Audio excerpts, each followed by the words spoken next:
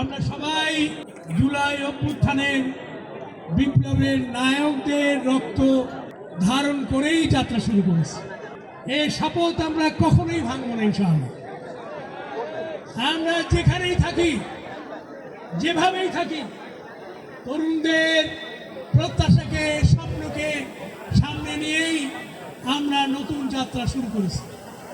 আমরা এই যাত্রায় তরুণদের রক্তের সাথে আমরা বেইমানি করব না।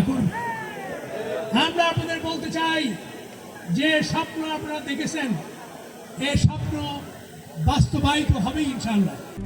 RICL TMX, যুগের পর যুগ স্থাপনা থাকে মজবুত। আমরা যদি এটি থেকে সরে যাই, তাহলে ফ্যাসিবাদের মতো আমাদেরকেও বিদায় নিতে হবে। সেখানে এটি আমরা জানি। আমি মনে করি এটি হচ্ছে আমাদের শিক্ষা।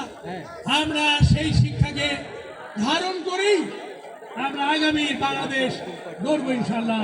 সবাইকে ধন্যবাদ।